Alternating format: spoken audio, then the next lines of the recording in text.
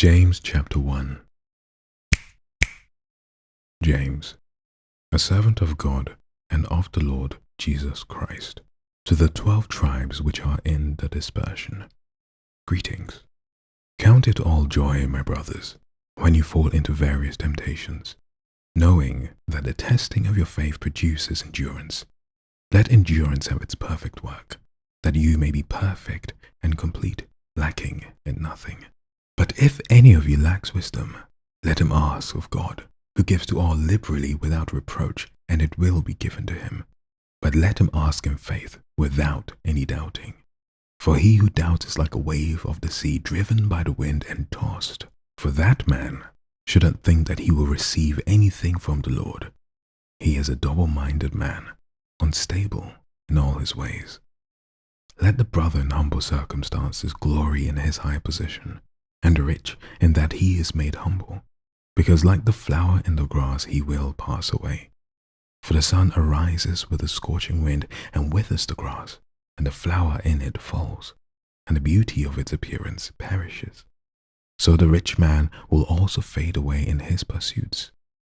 Blessed is a person who endures temptation, for when he has been approved, he will receive the crown of life which the Lord promised to those who love him.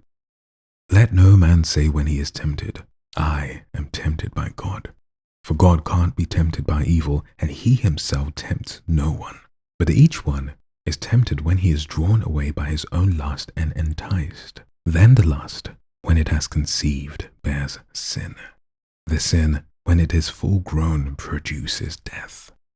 Don't be deceived, my beloved brothers. Every good and every perfect gift is from above, coming down from the Father of lights, with whom can be no variation nor turning shadow. Of his own will he give birth to us by the word of truth, that we should be a kind of firstfruits of his creation. So then, my beloved brothers, let every man be swift to hear, slow to speak, and slow to anger. For the anger of man doesn't produce the righteousness of God. Therefore, putting away all filthiness and overflowing of wickedness, receive with humility the implanted word, which is able to save your souls. But be doers of the word, and not only hearers, deluding your own selves.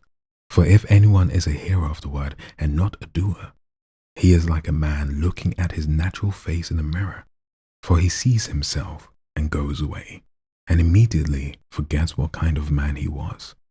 But he who looks into the perfect law of freedom and continues, not being a hearer who forgets, but a doer of the work, this man will be blessed in what he does.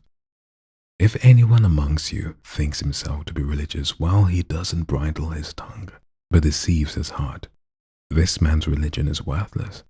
Pure religion and undefiled before our God and Father is this, to visit the fatherless and widows in their affliction, and to keep oneself unstained by the world.